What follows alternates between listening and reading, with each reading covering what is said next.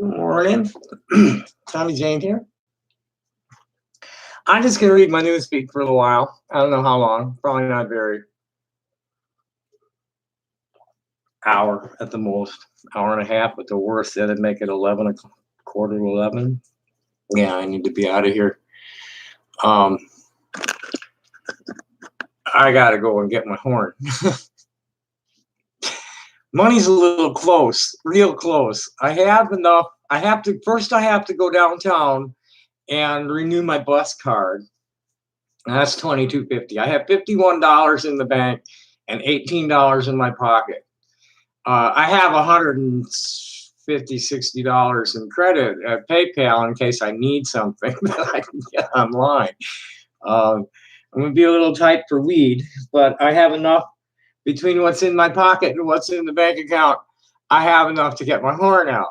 Now, hopefully, I'll probably check with him as soon as it's late, and at 9 o'clock, I'll give the guy at Bookman's a call and find out what I want to go to some pawn shops on the way to Bookman's in case they can't buy the stuff there.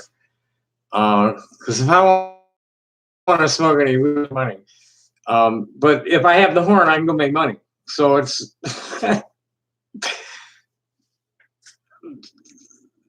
it's low stress. It's a lot lower stress than maintaining a job. Believe me, it really is. I never could work for anybody anyway. No corporation. The only companies I ever succeeded at, I left on my own or had, were family owned. It's always been that way for me. I can't. I have ODD, I guess, opposition defiance disorder. If you tell me to do something, I won't. If you ask me to do something nicely, I will. I mean, even if it's outrageous, I usually will. But if you tell me to do something, forget it. I'm just not going to do it. So let's start with the wow that might be of interest to people. Lil Peep's mother sues managers over his death. Now this is my dear friend Jenny Kastner's grandson. And he died around the corner from where I live. I was supposed to go to his concert that night, and it got canceled because he died. And they OD'd him. It's just a total burnout. He didn't even make it into the 27 Club. Total music industry burnout. And here his mom is coming back at the management company and suing them. Emo rapper overdosed on a tour bus in 2017.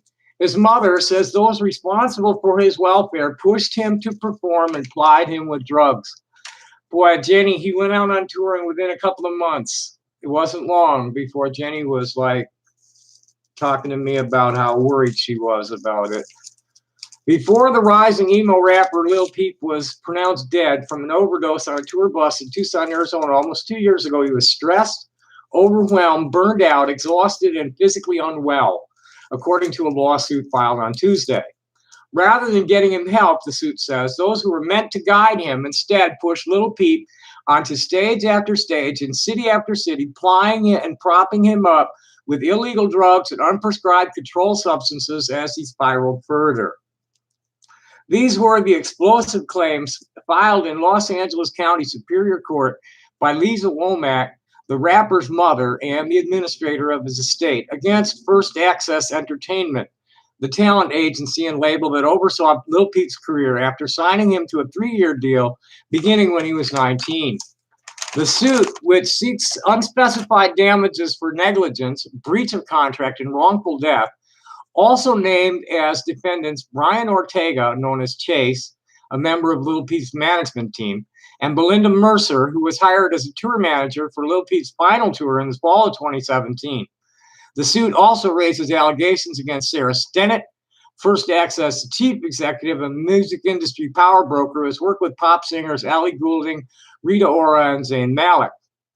In a statement on Tuesday night, First Access Entertainment claims that any of its employees contributed to Lil Peep's death, categorically untrue. The company said the museum's accidental overdose was a terrible tragedy. The fuck it wasn't. It wasn't even, oh boy, hardly accidental. Should never have happened. And added that its staff had encouraged him to stop using drugs. Unfortunately, in spite of our best efforts, he was an adult who made his own decisions and opted to follow a different, more destructive path.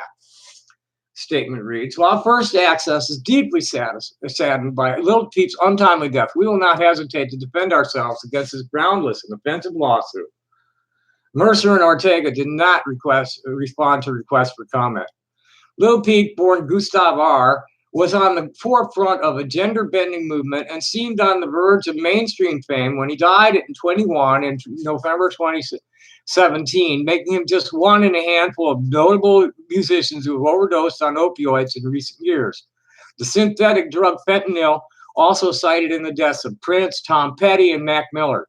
But Lil Peep's is the first recent case in which an artist's family has attempted to hold the music business itself responsible. There have been no criminal charges filed in his death, in connection to his death. This is something that I must do as a mother, Womack said in an interview, citing her ongoing worry for young artists.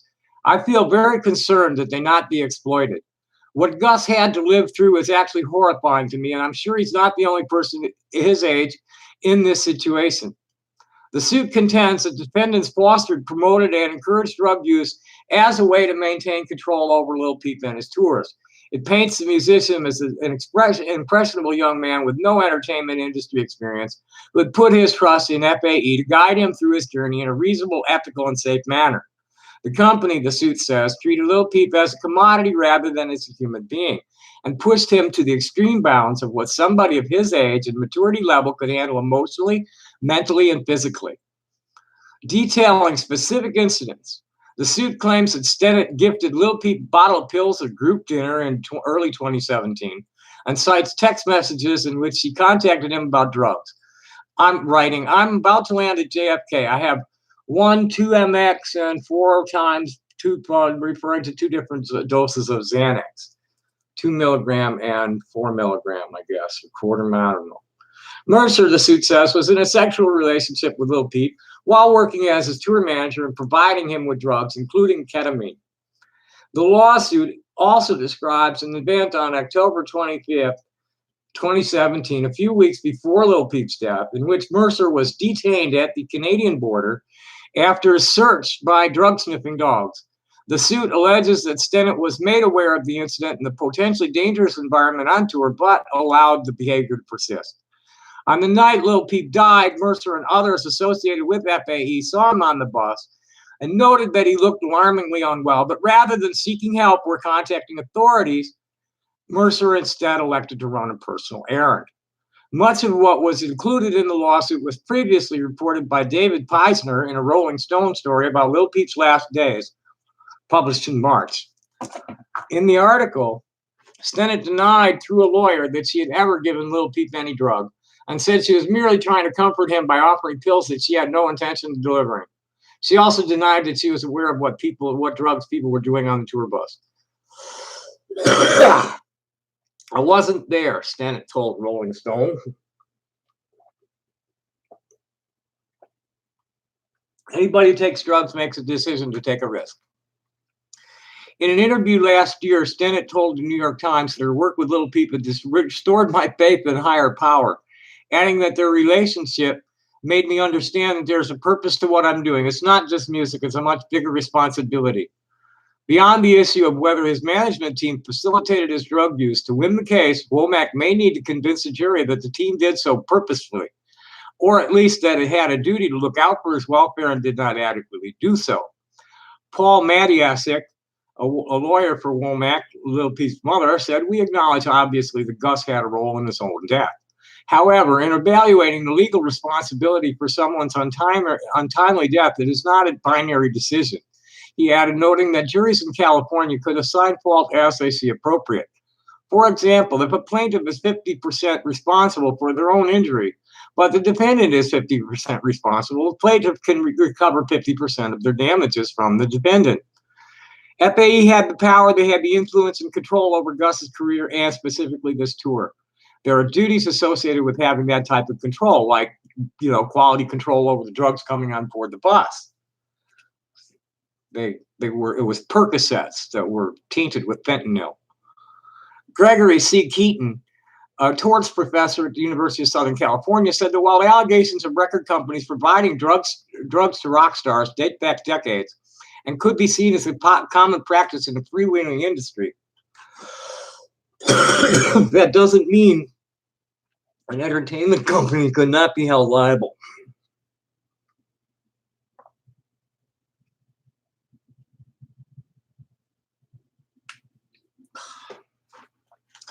It's a plausible complaint because a court could reasonably decide that by providing a person with an addiction with prescription medication and illegal substances, they endangered his life, and that brought responsibility upon themselves.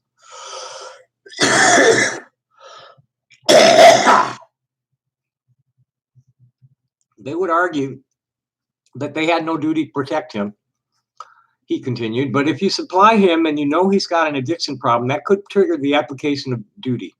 This person is under your control to some extent, and you're actually enabling them by doing things that you're not authorized to do.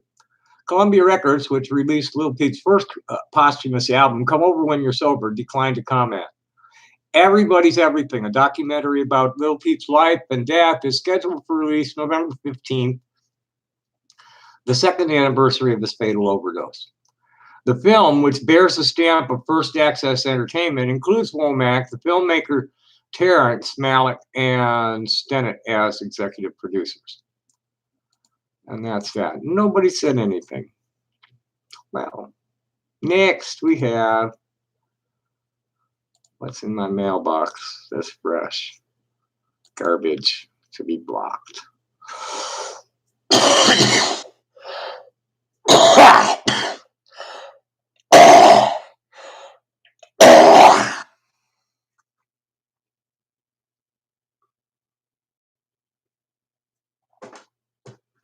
Dusty day.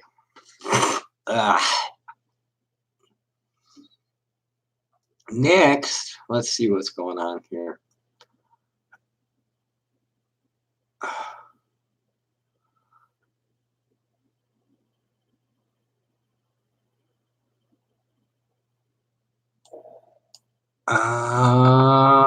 What's this?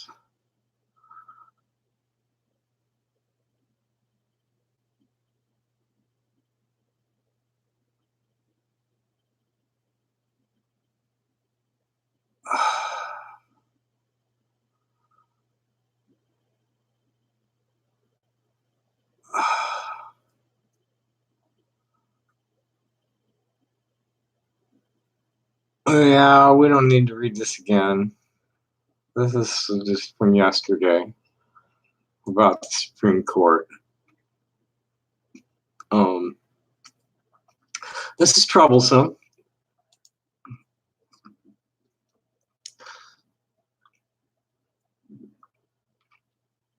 We're just, everybody wants to say we're killing the planet. We won't kill the planet. We're killing a lot of the animals on it, though. The plants and animals, we're destroying them. But the planet will kill us before we destroy all the plants and animals. That's the way the planet's rigged.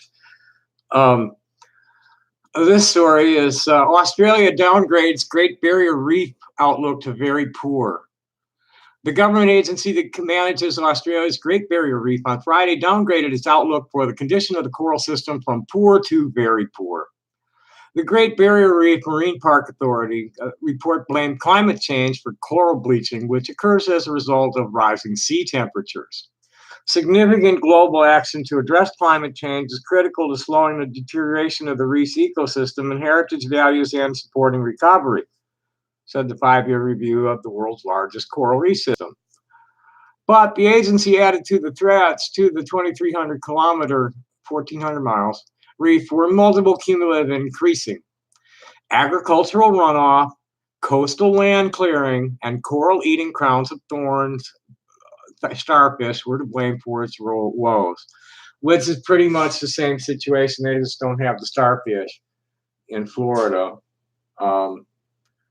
and their reefs are pretty well shot down there until you get into the outer Keys. Um, that's it's agricultural runoff and coastal land clearing. Chief scientist David Wachenfeld told reporters in Sydney that despite the threat, with the right mix of local actions to improve the resilience of the system and global actions to tackle climate change, we can turn that around. We just need to stop burning stuff for our energy. That's what's killing us. That's what's killing everything. Is all the stuff we're burning. We don't need to burn things. The sun makes things plenty hot for us to get energy from it. All different kinds of ways. Electrical energy can be extracted from it. Sunlight, the energy hitting this world is plenty of energy. We don't need to dig up shit out of the ground and burn it. That's bottom line. You just need to leave that crap in the ground and use something else for our energy. Simple. Let's keep it real simple. You want to tackle climate change? Stop burning shit. Located off the northeast Australian coast, the Great Barrier Reef is home to 400 different types of coral, 1,500 species of fish, and 4,000 types of mollusks. Scientists have been concerned about the health of the coral network for decades. In 2012, a study found the reef has lost more than half its coral cover since 1985. A 2017 study published in the journal Nature found that 91% of the reefs had been bleached at least once during the 3 bleaching events of the past 2 decades. A 4th significant bleaching struck later in 2017 after the report was published. Australia's Conservative government has faced criticism for favoring expansion of its massive coal mining so we can burn more shit and fuck up the ocean some more. The country's biggest export over action to curb climate change. New government data released this week showed that Australia's emissions of greenhouse gases blamed for climate change continued a 4-year rising trend during the first half of 2019. Environment Minister Susan Ley said she was not surprised by the downgrade given the damage done by recent cyclones and latest bleaching events. But she insisted that the Great Barrier Reef is the best managed reef in the world. Maybe. Sneezing means it's true.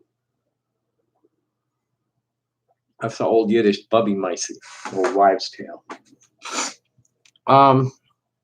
Canberra government earlier this year announced a $380 million, that's 312 million pounds, program to breed more resilient coral.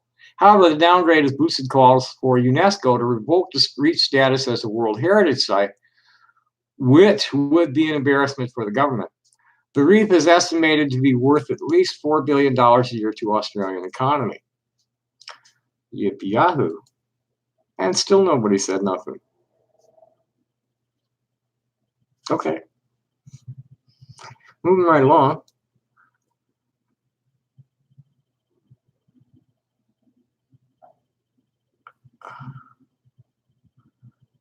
Oh, wow. Greta met with Arbel.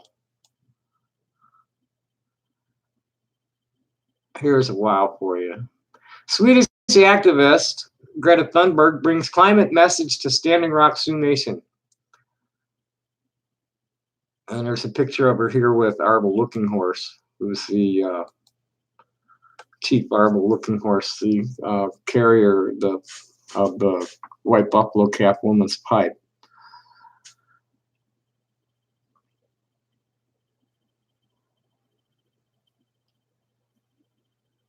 I don't know if I can read this.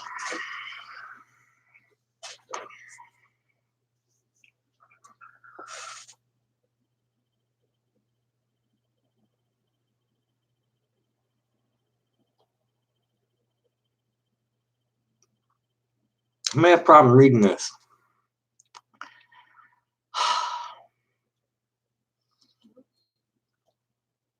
Because it's 2 girls.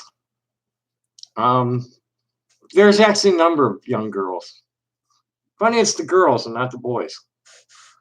Girls are the ones that got the balls. With balls equals courage. There's a African American girl, and Greta, and there's a Lakota girl that have been leading this. Nearly 500 Indigenous students stood in a circle surrounding two 16-year-old climate activists and their fathers Tuesday morning out in the Standing Rock High School gym. A medicine man blessed the girls, Takata Iron Eyes and Greta Thunberg, in what's known as a smudging ceremony. Then a circle of men played the drum as everyone in the gym slowly turned to face the four sacred directions. One of the drummers, Hans Youngbird Bradley of the Standing Rock Environmental Protection Agency, said the tribe has no choice but to support them, hold them up on their mission to spread awareness about climate change. We shouldn't leave it on the back of two little girls to do this, he said. It's too much weight to carry for them. It should be all of us doing our part. Stop fucking burning shit.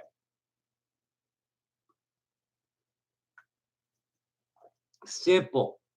Pull the plug on all the combustion energy capture technology as soon as we possibly fucking can. The Extinction Rebellion people are talking about bringing in net zero carbon, whatever they call it. That, you know, they want to bring carbon down to zero from whatever it is now. We have to stop burning fossil fuels. Plain as there's no choice in this. There should be no argument at this point. But you have the fiduciary interests of our president at stake, and all his buddies. So it's really, you know, we need to remove this man from office to get any kind of like realistic climate action enabled at all. Fucker's got to go. Dude took $500,000 from the president of that company that put in the Dakota Access Pipeline for a campaign contribution. He allegedly owned stock in some of that shit. And one of the first things he did was shut down, you know, make it possible for them to clear the protesters out and continue the pipeline. We're not killing the planet. We're disturbing the planet's life support systems, and we're going to keep doing it if we don't stop burning things. It's going to keep increasing. It's going to keep changing.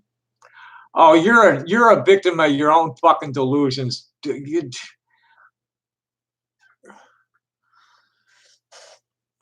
pipe water. I'm talking about burning combustion energy. Joe, I'll block you so quick. I'm not in the mood for an argument from a right-wing nut job. Talking about combustion energy capture technology, we need to phase it out now.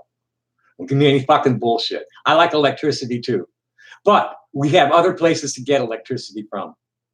So stop with your fucking bullshit, Joe, or just take off. You're a victim of your ignorance. You have no clue what's happening to this planet and what the planet is going to do to protect itself. You're masturbating, Joe. The planet is going to protect itself from us if we do not phase out petrochemical combustion energy capture technologies. Plain and simple. And nuclear is not the answer because that's too dirty too. We need to leave the crap in the ground. There's a reason it was there in the first place. It's gone. I have no control over it. All I can do is sit here and say, well, this is what's happening, and that's what's going to do. The planet is the boss, and that's the bottom line, man. The planet is going to be what determines our futures. Nothing. You know, I personally feel as though we've gone past the point of no return to where we're going to have to. The cities are going to be underwater within the next 10 or 15 years. There's going to be no stopping that. Most of the big cities are going to be underwater within the next 10 or 15 years. Something like 90% of the population of the world lives within 50 miles of the coast or inland waterways. This shit, the planet's going to change. The one thing that people don't really understand. Yeah, well, right.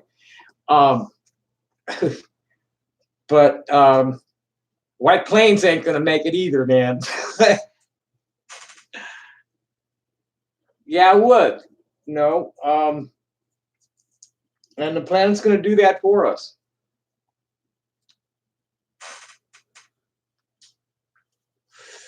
Tucson's an ancient city. We're at a very high elevation and we're in a valley. So there's a lot of natural protection for it. It was a trading center before the Spanish ever showed up. It is cheap. You want to buy land, I can get you a good piece of land cheap. It's also very accessibility, mobility accessible, mobility impaired people, lots of accessibility, lots of ramps everywhere. You can get in and out everywhere, just about. Well, there's one place that put a fucking lift in. It was cheaper for them to put a lift in than to put in a ramp.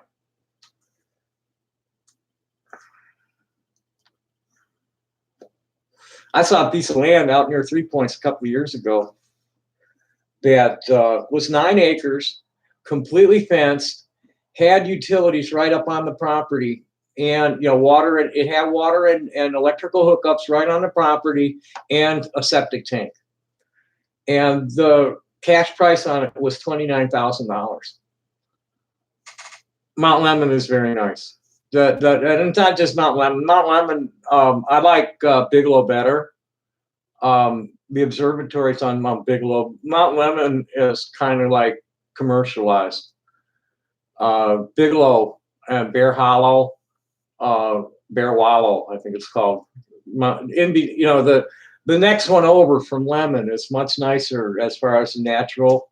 And behind the observatories up there, so there's a big telescope up on there, and it's not as commercialized. There's not as much traffic. It's nicer camping up on Bigelow. There's a bunch of nice places, and I'm not real keen on desert plants. They hurt. And I like to walk barefoot, and you can't between the spikes on everything, and the stones, the sharp stones, and the hot, and forget barefoot. And there's no water to jump in, and have a swimming pool. Back in the day, I don't know what you call back in the day, because you're just a fucking pup anyway. You're not even 35 yet, are you?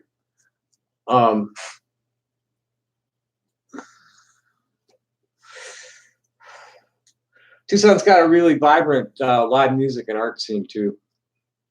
Really, I thought you were in your late 20s when we met. So back in the day for you would be 20 years ago, before your illness, which would make it about turn of the century. Yeah, right. That's when I wasn't here. That's when there was a lot of building going on here. I was doing the gem shows between 89 and 99, and didn't come back until 2014. And there was so much change. The corridor, the main, Congress runs from downtown to the highway. And then the highway access road had all the hotels on it. And that's where the gem show was. And all that changed. There was a lot of barrio downtown that got ripped out. There was a big barrio ripped out for the convention center. And replaced, like Congress, just all these like buildings, more hotels and government buildings sprouted all over Congress. Big old federal building, bunch of county buildings. But Tucson's nice. It's a kind town. It's very low low standard of living. It's low cost of living. And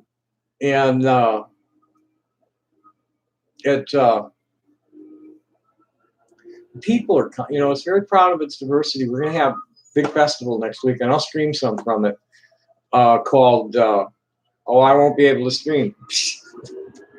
I don't know what's with DTube. I'm going to check BitChute out. The Kiwi farmers were saying that DTube sucks, and it really looks like it does. I mean, there wasn't any transgender discussion at all, except for a couple of transphobic bullshit posts that I downvoted. And there wasn't hardly any discussion of Israel and Palestine. Pro, con, nothing. A little bit of Israeli propaganda, and that was it. Alex Jones is publishing there. I'll check out BitChute. But anyway, we're going to have the Tucson Meet Yourself Festival next week. This is proud of the town is proud of its diversity. I get no shit for hardly anybody notices that they either, I don't know, nobody reacts funny to me at all. Oh, you can't live stream a BitChute. Oh, well, that sucks. Some might be stuck here. I could do Discord. You can live stream at Discord. I suppose that's what you could do with BitChute is do streams at Bitcord at Discord, and then upload it to BitChute. This shit is just fucked up here. Google's whole trip is just all fucked up. And all the majors, anybody who's rocking the boat too hard on the left or the right is getting discriminated against. Anybody who's speaking too much truth on either side of the aisle is getting discriminated against. The reactionary assholes, the extremists get away with all kinds of crap on both sides, and the people that are trying to, looking for compromise, talking about the real truth.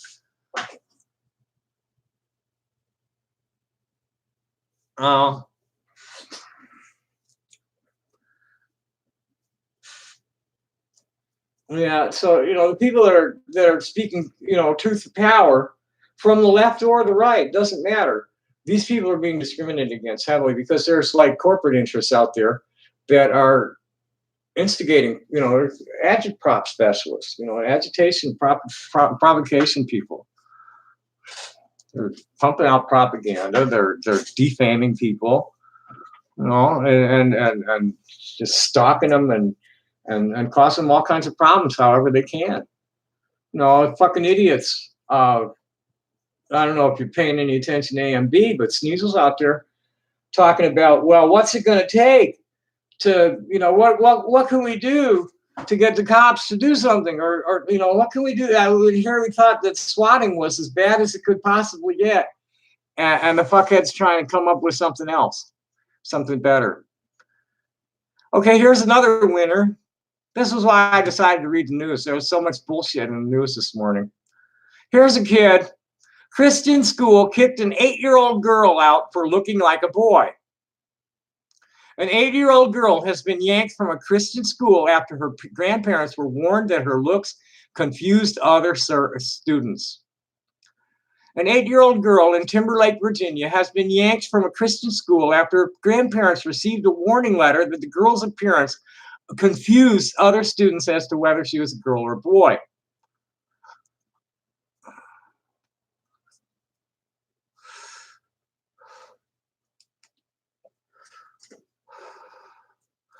Doris and Carol Thompson say Timberlake Christian School told them their granddaughter, Sunny Kale, who they adopted and are raising, didn't follow the school's biblical standards of appearance, and that she would be refused enrollment next year if she didn't comply.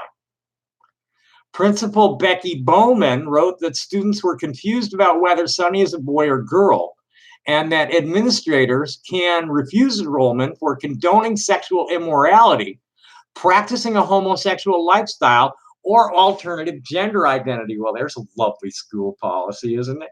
The letter goes on to reference specific Bible verses that affirm these beliefs. And those specific Bible verses are all trashed by people who really know the Old Testament. This Christian interpretation of Old Testament law, and it's erroneous. We believe that unless Sonny, as well as her family, clearly understand that God has made her female and her dress and behavior need to follow suit with her God-ordained identity, that TCS is not the best place for her future education. The Thompsons have since found another school, but they didn't go quietly. After being told by lawyers that they have no grounds for a lawsuit because Timberlake is a private school, the Thompsons have gone public with their complaints. I don't see nothing Christian about it, 66-year-old Carol Thompson said in an interview at the family's house just outside of Lynchburg, home of Liberty University, the Christian school founded by the Reverend Jerry Falwell. Doris Thompson said Sonny would grow her hair so she would return to Timberlake, but her husband said that's out of the question. Sonny's trouble at Timberlake began in kindergarten after she cut her hair to donate it to a program that provides wigs for cancer patients. Doris Thompson calls them. Around then, she started wanting boys' clothes. A teacher told me that I was the parent. I needed to control her, and if she didn't obey, I needed to take her in the bathroom and whip her butt. Rather than just dismiss the teacher's concerns, she asked the family doctor for advice. He said, "Leave that child alone." Afterward, Thompson said the teacher told her, "You need to find a Christian doctor." And this is what's going on in the school boards, the public schools everywhere, with these fake Christians, these fucking bigoted bastards pushing for this shit. And it's just a girl who's a tomboy. So what? There's nothing unchristian about that. There's nothing unchristian about an effeminate male. This is fucking just sick.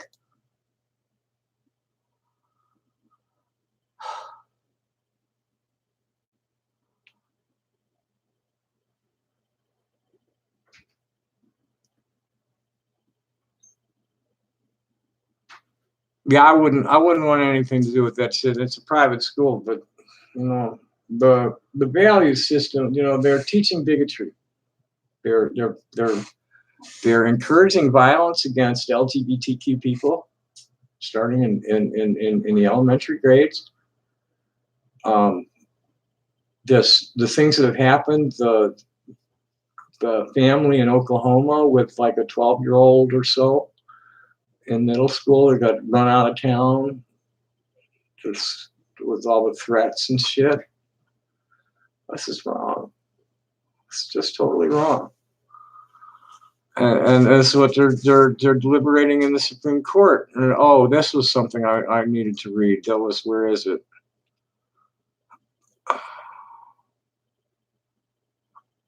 Where'd it go? Because this is where it was. This is what says it.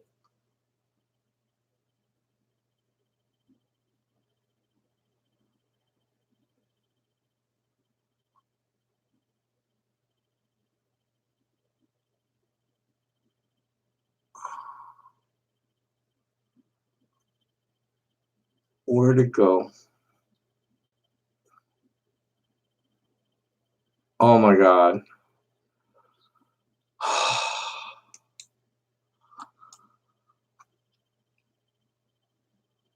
Oh man, where'd it go? Because this is what they're not.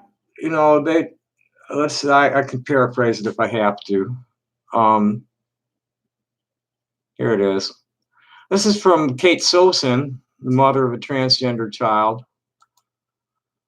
To be clear, they don't get to rule on our humanity. They're ruling on their own. Whatever you might hear today in the arguments, know that you are human, you are valid, you're beautiful, and you are perfect exactly as you are. And that's where it's at. When you want to talk about God made us a certain way, this is what we are. This is how God made us. Back the fuck off. Or face the wrath of the Creator. Because that's what's coming. That's what's coming. We get to this, I'm either a channel or a very imaginative person. Okay. I grew up in a very highly spiritual neighborhood that was just washed with high consciousness during the 50s and 60s. This is where the Urantia book was written, and that was channeled completely from all these different archangels. I've had very clear contact. Now, I have to say, I don't know if this is my own imagination or if this is actually mental impressions that I'm receiving from other spirit. I have no way of knowing that. But I do know that a lot of it's accurate. It's real accurate, and I know what's coming. Now, whether you get into like considering infinite possibilities, because it's not over until it's over, and then it's only over for that moment, and it starts again. So the Kabbalistic view of the human is that we're immortal energy beings residing in immortal flesh, and there's always we're created imperfectly, intentionally, so that our immortal souls can learn and grow from the experience in the material plane. And you look at these people at AMB, like somebody like that Michael Osborne clown. It's an ass clown. This guy like loves taking a dick up his ass. Probably doesn't use a condom. He's engaged in all kinds of criminal activities. He's gleefully loading bombs on the planes, dropping little brown people for their dope and oil. And just all of a sudden, he laughs at me. There's all kinds of Bible passages about the people that laughed and how they're going to feel about it when the way Dr. Vinstock presented to us. I don't remember him exactly ever saying it. That the Bible stories are written by primitive people who are observing the doings, the comings and goings of advanced civilization. They're due back. Now, the question I have right now, that I've been promised that there's going to be like something happen before the end of 2020, something completely world changing. I'm hoping it's the landing. Otherwise, it's going to be like an incredible natural disaster before 2020 or a big nuclear holocaust. But something's going to happen before 2020. Now, if it doesn't, oh well, then I can just write myself off as an imaginative weirdo. I forgot where I was. But oh yeah, that's your humanity. Queer people exist, man. Yes, the majority of the people on the planet are cisgender and heterosexual, but you cisgender heterosexual people have absolutely no moral or legal grounds to be standing on to be passing judgment on anybody who's not cisgender or heterosexual. Fuck off with that shit already. No, it's not real. We exist. We've always existed.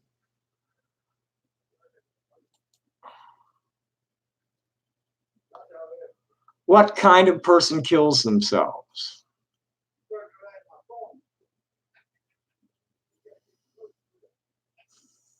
I don't know if I want to read this. Medium's probably going to give me some shit about reading it too. Let's see what they do.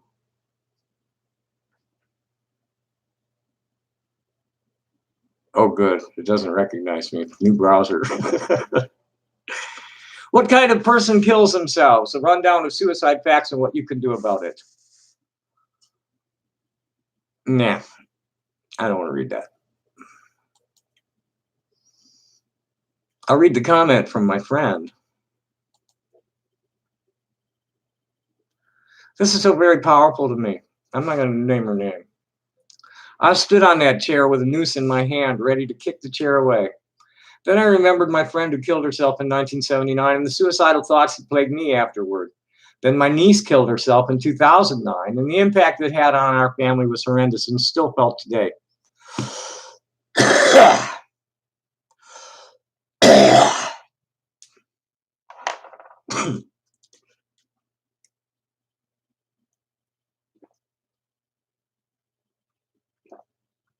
I crumbled from the chair into the fetal position on the floor, crying deeply. I did not know how to tell my children, family, friends, and classmates about me. I had experienced, this is a transgender woman who was closeted for many years. I had experienced a suicidal ideation since the late 1970s. I had made plans to kill myself every few years since the death of my friend back in 1979. Either I go all out and announce to the world my status as a transgender woman, or I was going to die. I sought help in Kansas City near my restaurants. Shortly after that, I told everyone and committed to living authentically regardless of consequences. My family needed me to be here. This is so very hard to write, but it needs to be said. Too many tears to continue right now. If you need help, get it. You're not alone. There's lots of us out here watching for suicidal posts.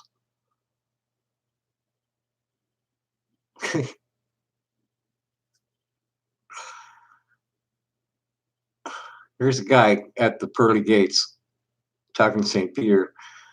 And it says here that you should be in hell, but since you live in Arizona, we'll count it as time served.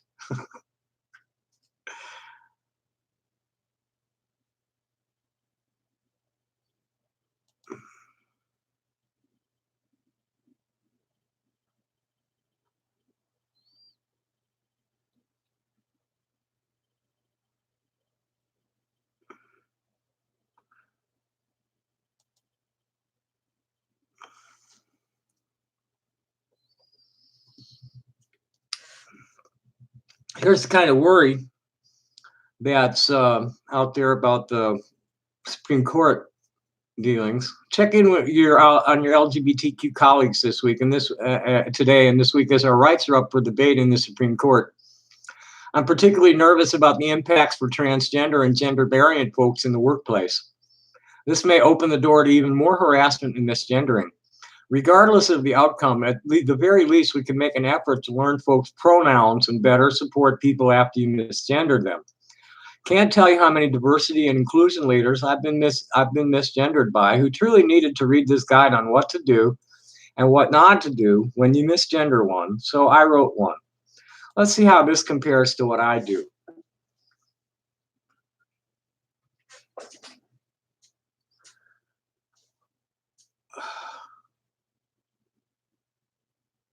Fuck off. Here's Medium pushing on me to join. Pay to read their shit. No, I'm not paying to read somebody's blog. Fuck you. Hi, my name is Kay, and I use they, them, theirs pronouns. A few years ago, I decided to start trying out different names and pronouns that felt right for me.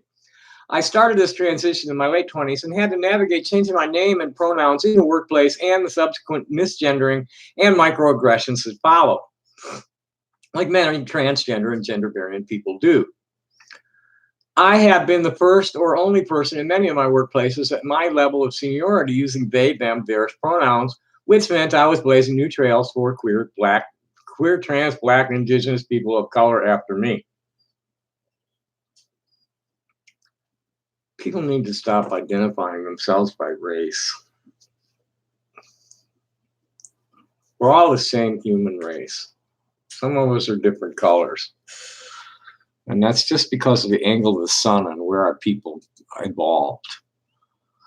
October is LGBTQ History Month, and so I'm writing this post to educate others on how we can address and mitigate misgendering in the workplace on so many, as one of many ways to foster trans inclusion.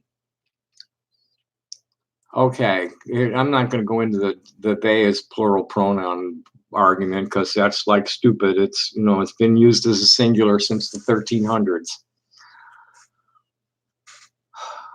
Misgendering is incorrectly referring to a person's gender by incorrectly assuming their gender identity or using incorrect pronouns. See, that's where it is somebody who's not clearly male or female. When you meet them, you need to just train yourself to use gender neutral language until it's been made clear what their preferences are. That's the easy solution. It's just don't Assume. If it's not obvious, don't assume.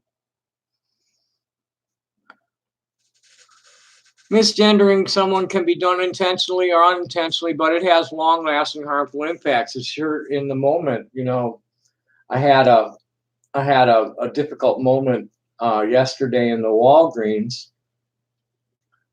when my card was rejected because of what had happened with PayPal. And the last thing she said to me was, "There you go, sir." And I was like, or I'll be standing there talking to a couple of friends, and the guy refers to me as he. And I've known these people for a couple of years, and this has to be addressed right there because he did it twice. The first time was like Michael. Second time was like he needed a lecture from both of us because he's known me for a couple of years. There's just no excuse for it at this point. Is misgendering considered harassment? It can be. And people are consistently doing it. I mean, this is why we had to call it out on Michael, because it was innocent. I don't know. I don't know what we don't know. He had to be called out. Because I can't have it in my life. I've run a few people out that just absolutely refuse to relate to me as female, or at least use they. No, don't. I'm not a male. I'm just not male. I'm sorry about the penis, but I'm not a male.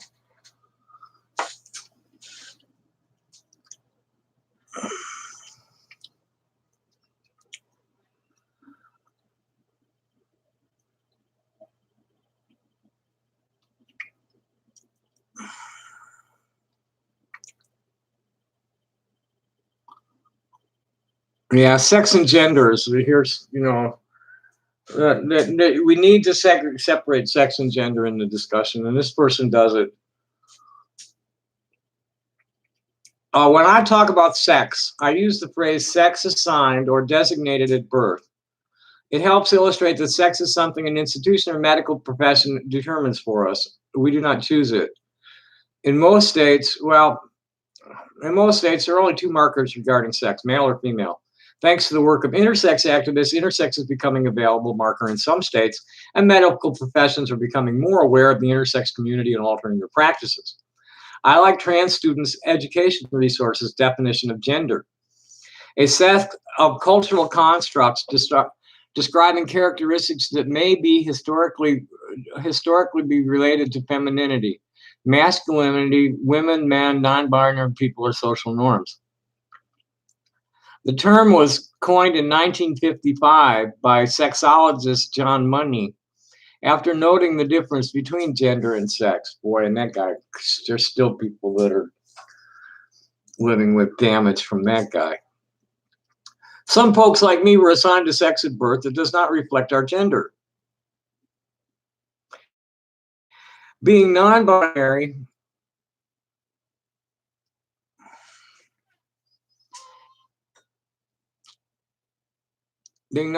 is not a sex assigned at birth, as it is a gender identity for someone who identifies neither male or female, nor man or woman exclusively.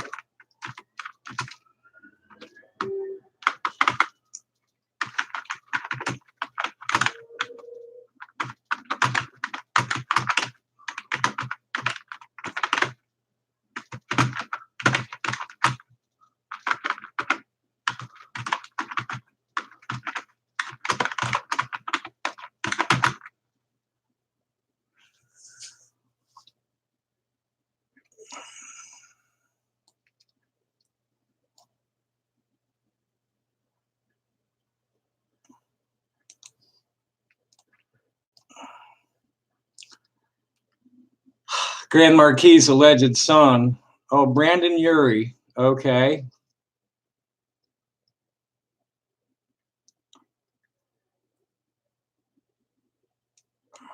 Yeah, that wasn't even a picture of him. That was a picture of someone named Brandon Urie. So, well, that's a big part of it, Joe.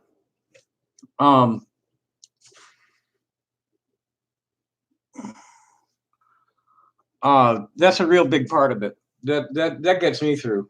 You know, they just eat it and either ignore it or very calmly correct them. Getting bent out of shape is just the wrong response. You just keep it cool and it works itself out. Hans, what do you know about Grand Marquis? Thanks. I was wondering when somebody would notice that I have a fresh hat. I've been wearing a rainbow tam for many years, but my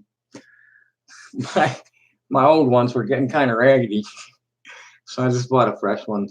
Got this week. What are you disagreeing about, Hans?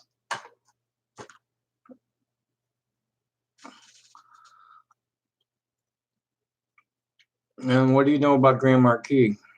Well, let's see if the idiots have picked up on that yet, if they're paying attention.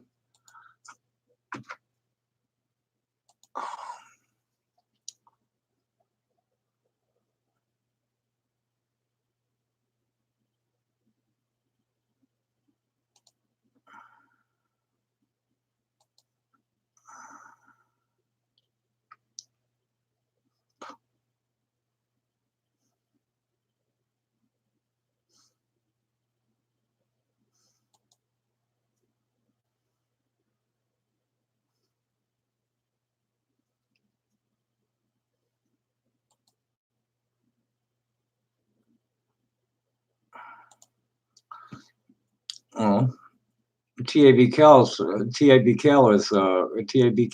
is paying attention, I guess. So.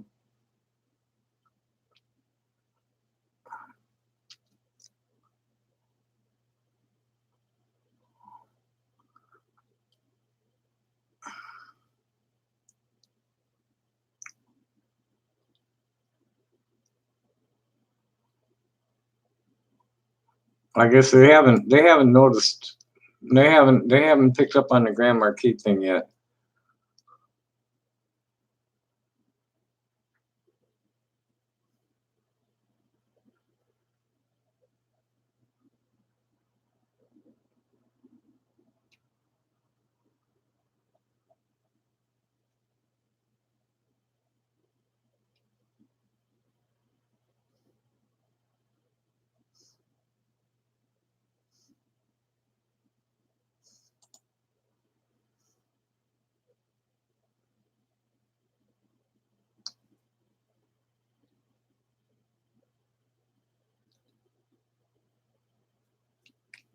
No, they haven't seen. They don't seem to have picked up on that yet.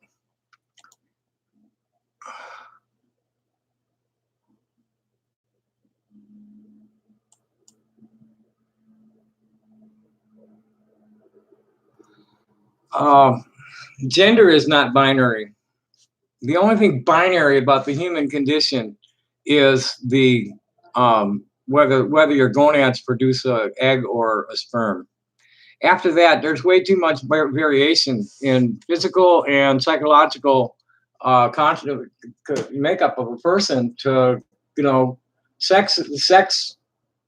This is what intersex is about, is that there's differences. It originally started out as disorders of sexual development.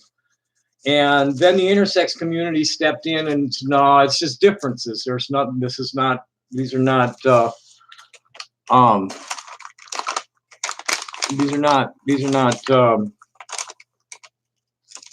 disorder. There's no dysfunction there. I mean, a few of them there are, like hypospadias are a problem. But there's just way too much variation in the formation of the gonads and secondary sexual characteristics. Yeah, well, You're not going to last long here because it's not a mental disorder. Prove it. No, that's not it at all. It's more like, you know, I'm living with what I have.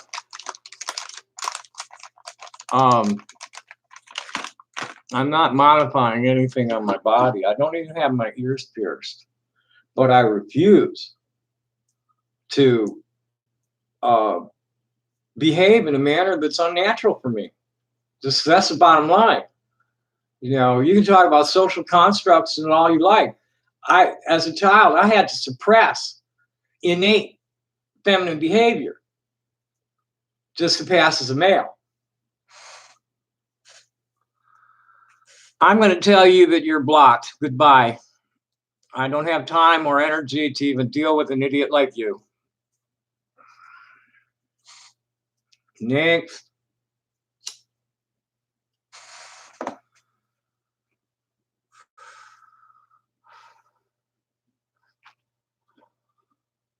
Well, let's see if we can't find this idiot somewhere else. Make sure we block him.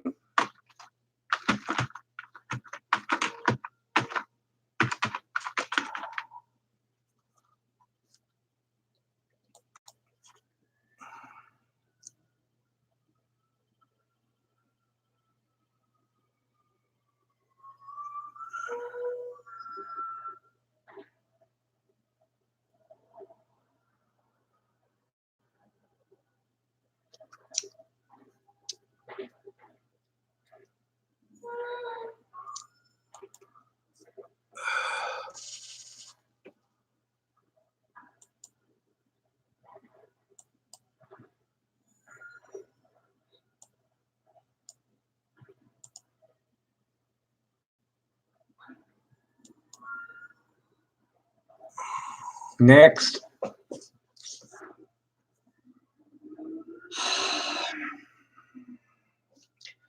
Clinical studies done over the last 20 years or so have determined pretty clearly that any behavioral health issues associated with gender dysphoria are almost invariably exacerbated by, oh, Jesus. Who are you?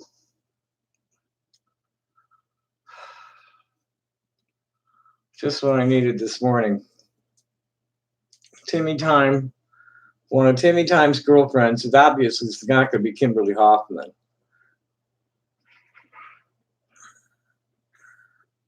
Haven't heard from him lately. But anyway, back to the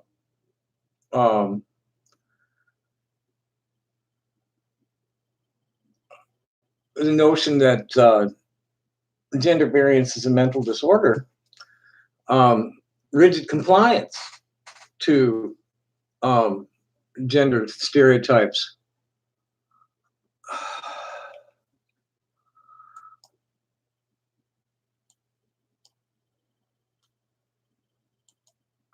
You trolls are going to need. Yeah, I know he loves me, but where the fuck is he?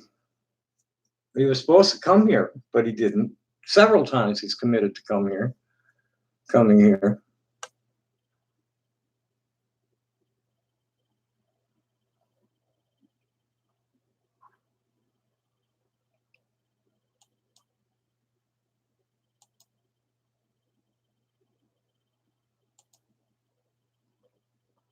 And he never did.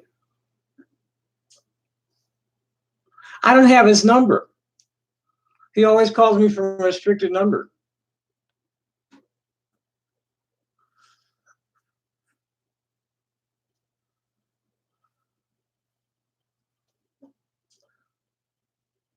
So anyway, back to tracking, since you know, being gender dysphoric is not a mental illness. Strict conformance, strictly conforming to stereotypical gender behavior and attire and all that is more of a sign of mental illness. You know, forcing yourself to be normal is like really mentally ill. You know, just be yourself. You know, leave that child alone. You know, she likes to wear hair short and wear boys' clothes. So what? Big fucking deal. It's not a mental illness. Discriminating against these people is a mental illness.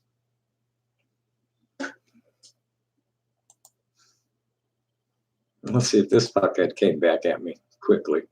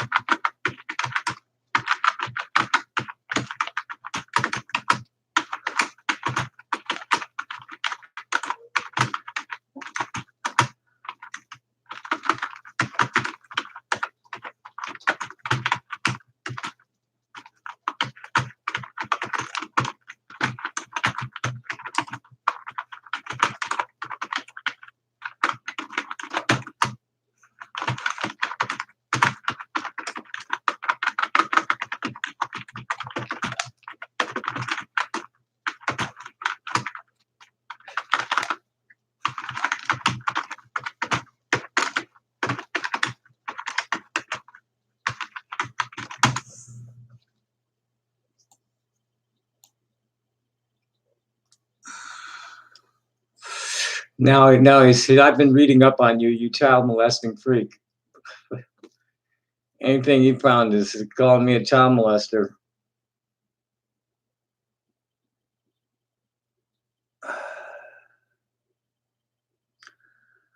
Everybody has mental issues, Jack.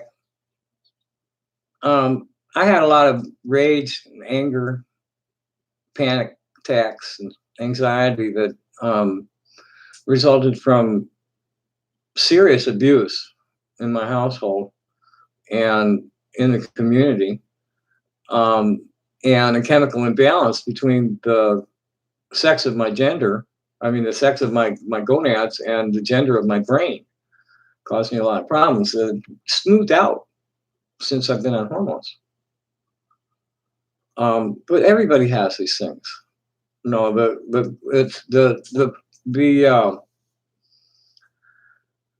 the lines between mental illness and psychosis is pretty clearly defined as there are three criteria for that. Is that you need to be a danger to yourself, a danger to others, or completely unable to function in a healthy manner. Keep your hygiene up and all, feed yourself and all that kind of shit. That's psychosis. I've never been there. Everybody's got like these neuroses. Everybody's got their hang-ups. And it's about discernment. It's about knowing where the boundaries are, knowing knowing right from wrong, and acting on it as best you can. Roll with the punches and go with the flow.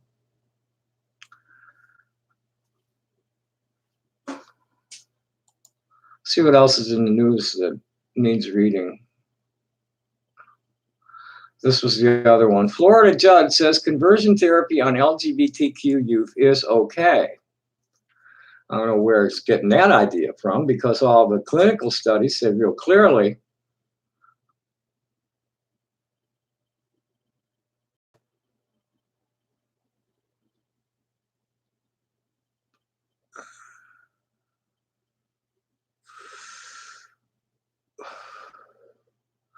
all the medical authorities state real clearly that conversion therapy is harmful. It's not. It hurts. It drives people to suicide.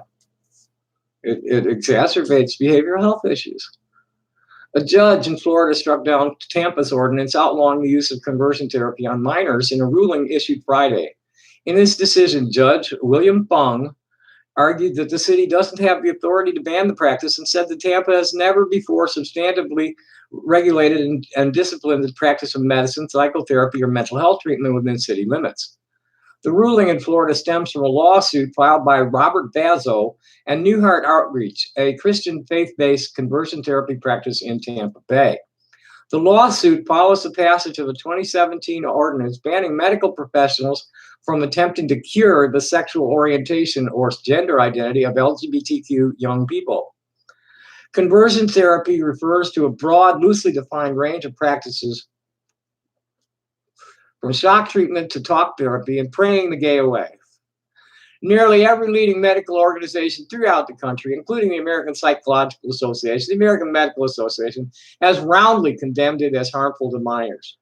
These groups have also expressed support for legislation to protect children from it. While 18 states and Washington, D.C. have banned conversion therapy on LGBTQ minors, there aren't any statewide protections in Florida, where a conversion therapy bill has recently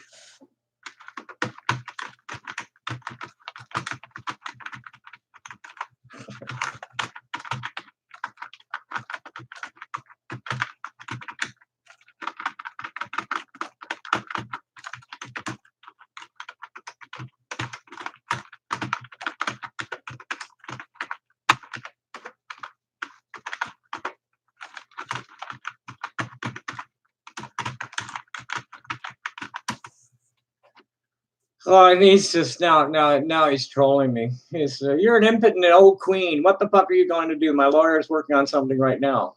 You know, this guy's going to sue me for advising his father, if these people even exist. I think it's just a troll. Sergeant Hearn saw it was bullshit too. These people are just bullshit. I need to. That's right. I need to call Peterson or Hearn and find out.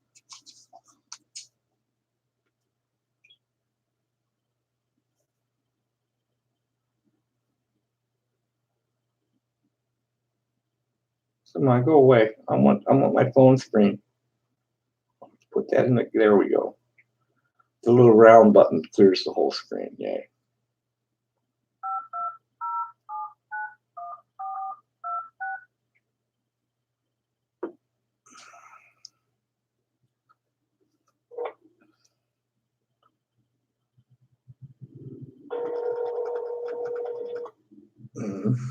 No weed. I smoke too much cigarette. Office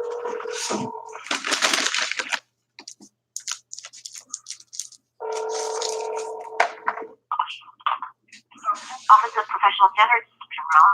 Good morning. Is Sergeant Peterson available, please? I can send you to his voicemail. He's not at his desk. Is that okay? No. Would Sergeant Hearn be at his desk, please? I can send you over there. Okay, thanks. If I'm going to talk to a machine, I'd rather talk to his. Okay, hold on 1 second. Thank you. You're welcome.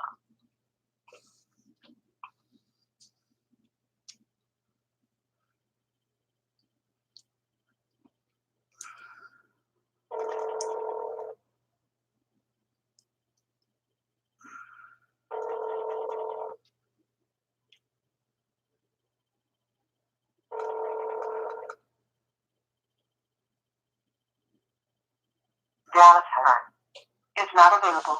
Record your message after the tone.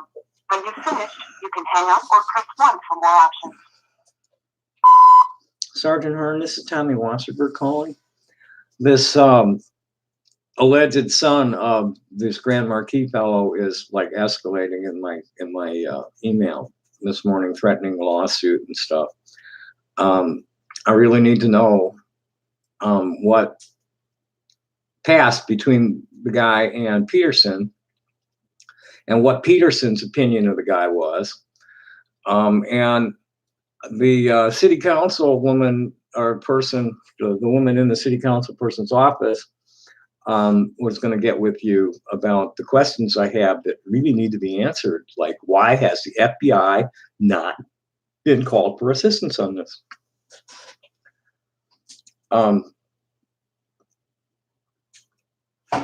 So anyway, thanks. Happy day. Well, it's 10 o'clock.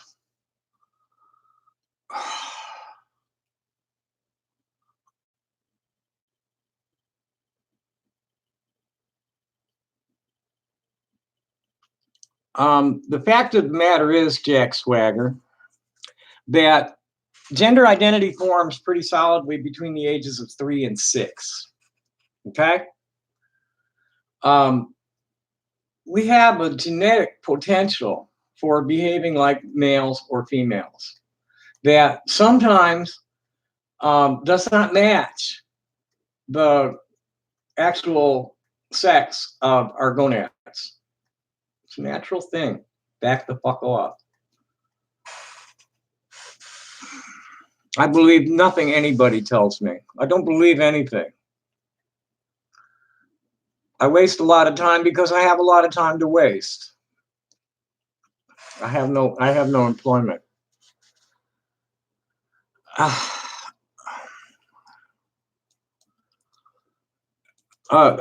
white man like yourself, Jack, has a lot of opinions that are unfounded and unsupported by reality. Okay, so I'm going to show you something.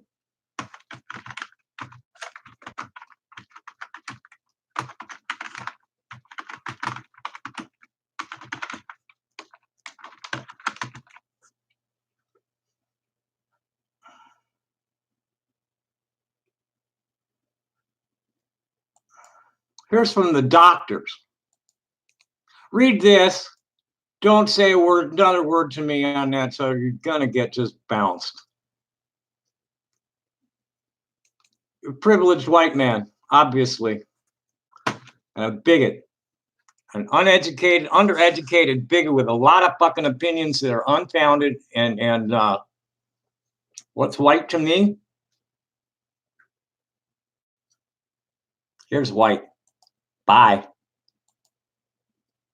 You're done. I don't have any weed.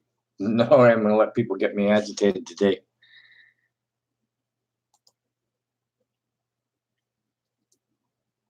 Next.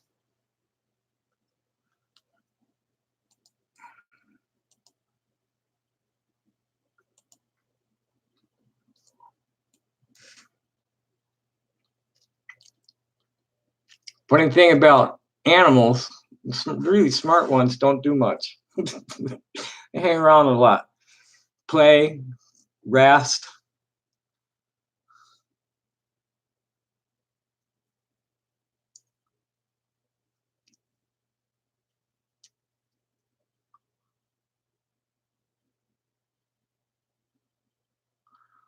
Now here's a little rule that people, nah, fuck it, that's not important enough. Trump administration grants first lion trophy import permit since listed as threatened. That's probably so their kid can go and shoot one.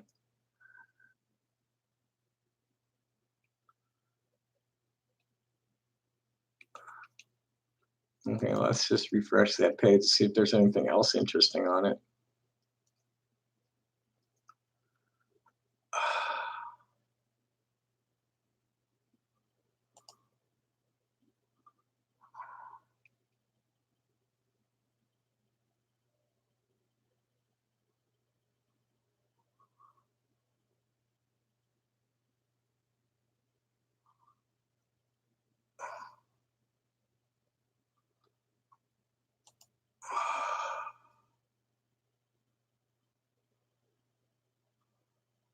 Oh my. Someone got a vaccine. There's a GoFundMe. Somebody got a vaccine for a job that crippled him. Oh boy. Sea boiling with methane discovered in Siberia. No one has ever recorded anything like this before. Don't strike a match.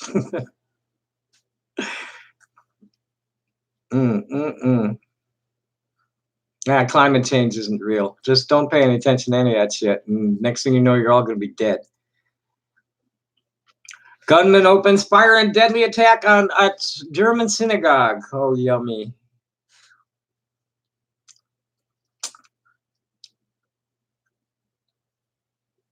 On Yom Kippur, no less.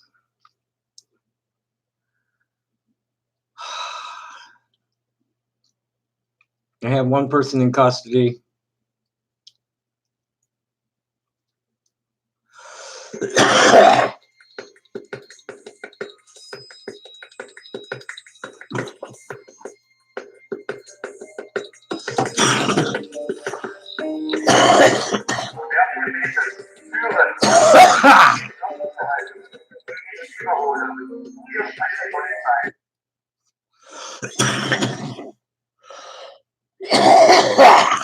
Mm.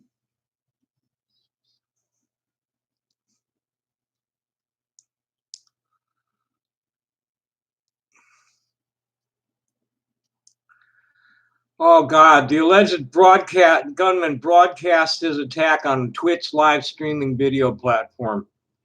Speaking in English, the man called himself Anon and announced himself as a Holocaust denier. Feminism is the cause of declining birth rates in the West, which acts as a scapegoat for mass immigration. And the root of all these problems is the Jew. He continued while filming himself in a car before starting the attack.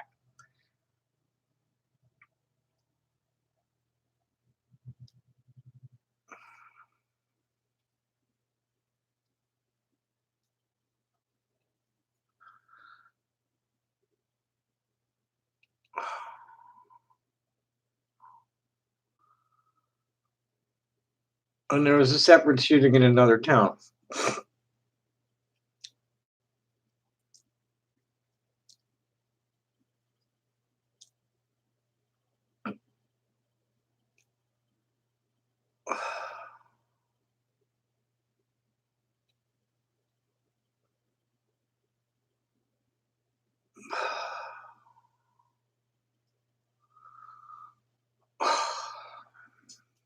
Curse says may live an interesting time.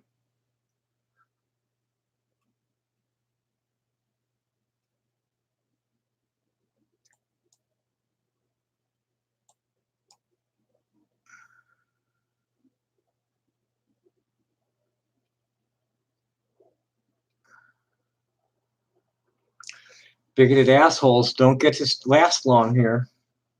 Next.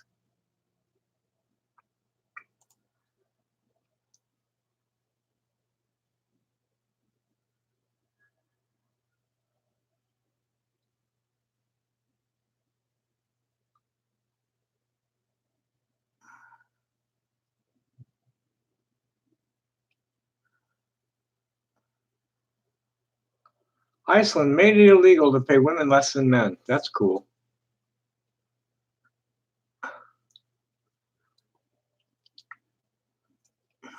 You're friends with her? Oh, she must have made room. This woman sent me a friend request a while back, and I kind of like was hesitant. And then by the time I accepted it, when it became obvious that I wanted to, be friends with her, she had too many friends. So I guess she cleared out some friends recently.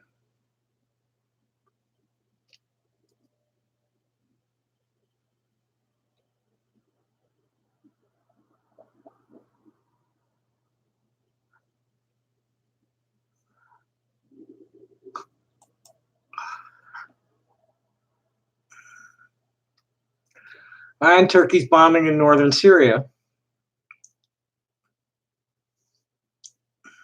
Now that we've pulled out and abandoned the Kurds.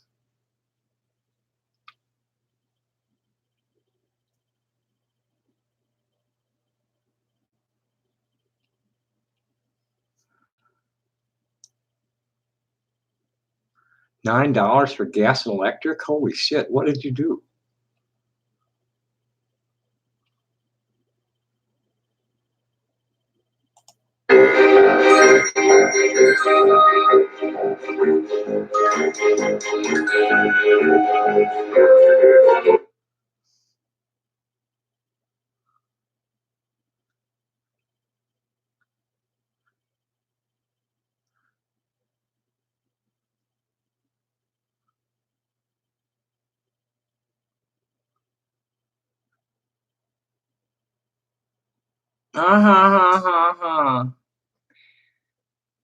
In recent years, Georgia has experienced troubling trends in fatal police shootings. As this has unfolded, the state continues to pursue a police exchange program with the state of Israel.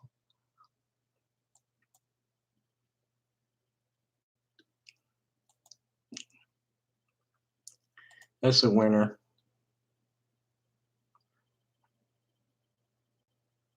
in recent years has experienced these incidents nearly doubled in the state, up 77% between 2017 to 2018. By May 2018, Georgia was already reporting experiencing a more rapid rise in officer-involved shooting than the rest of the country. According to an investigation of deadly police shootings in Georgia, in the 6 years after 2010, 184 people were shot and killed by police, almost half of them unarmed or shot in the back. That's Israeli tactics right there. Shoot them in the back, and then drop a knife. In 2019, Georgia has already recorded 22 fatal police shootings, the Washington Post reports. As this has unfolded, Georgia continues to pursue the police exchange program with the State of Israel, run through Georgia State University. The Georgia International Law Enforcement and Exchange arranges for American law enforcement officials, corporate security executives, and police officers to engage Uzbekistan, and the original and primary focus of the program, Israel. For 27 years, the police departments in Georgia have received grants from the U.S. Department of Justice that subsidize these trainings. Since the program's extension in 1992, it has trained at least 1,700 participants, including officers from the Atlanta Police Department.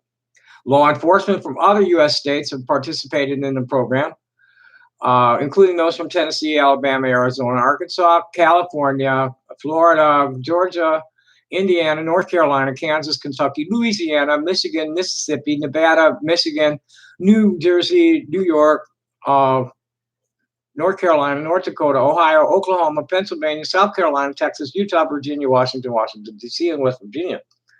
Why don't you just say the states didn't? Open record requests have forced program leaders to reveal some of its content topics, including border policing, community policing, and urban policing. Activists in Georgia are pushing for an end to Atlanta's police exchange program. 70 local organizations and leaders, including our organizations, Jewish Voice for Peace, Atlanta, and Project South, are demanding that Atlanta get out of these deadly police exchanges. Among other objections, activists point to Israel's clear record of human rights abuses and state violence toward Palestinians, Jews of color, and African refugees. According to the United Nations Office for the Coordination of Humanitarian Affairs, a 2018 brought a 69% increase over the previous year in Israeli settler violence toward Palestinians and a rise in Palestinian deaths and injuries in Gaza. In the year since 2018, Great March of Return demonstrations began. More than 190 Palestinians were killed and 28,000 were injured by Israeli forces. It was almost 300, I thought, in 2018. Was that? Yeah, it was almost 300 that year. Regardless of how the Israeli government coalition is shaped after its recent election, its two largest parties show no indication of ending the 52-year Israeli occupation, military occupations of Palestine, nor its militarized tactics to control the Palestinian population. The systematical repression of Palestinians by Israel warrants the U.S. public's refusal to accept such training programs for the police departments. Racism and violence are endemic problems to police departments around the country, and the influence of Israeli military police training only threatens to exacerbate the problem. Two examples of police violence in Atlanta bring this home. In 2006, one elderly Atlanta resident, Catherine Johnston, was mistaken for a cocaine dealer and killed by SWAT team conducting a no-knock drug raid. In January 2019, 21-year-old Jimmy Atchison was fatally shot in the face by Atlanta police, even though the robbery he was accused of may have never taken place. In April 2018, the Durham, North Carolina City Council voted unanimously to pass a policy barring Durham's participation in militarized police exchange trainings with Israel and other foreign countries. The initial petition, created by a coalition of 10 Durham organizations, states that the Israeli Defense Forces and the Israeli police have a long history of violence and harm against Palestinian people and Jews of color. One coalition member said training with Israel makes it worse in terms of racial profiling and use of force and crowd control. The victory in Durham highlights a national movement that seeks to disband military and police training exchanges with Israel. In December 2018, grassroots organizing efforts succeeded in forcing the Vermont State Police and the Northampton, Massachusetts police chief to pull out of a police exchange program managed by the Anti-Defamation League. Clearly, many in Atlanta feel it must do the same. As many of these as long as these programs exist, says Dawn O'Neill of Us Protecting Us, formerly Black Lives Matter Atlanta, in an email, as long as police are sent into war zones to train, there will continue to be Tamir Rices and Trayvon Martins. There will continue to be Katherine Johnson. Trayvon Martin wasn't killed by a cop. He was killed by a fucking idiot. So that's that. Anybody else saying anything stupid? No. I think it's time for me to go. I need to go get my horn. So thanks for coming. Happy day. Bye-bye. Maybe come later.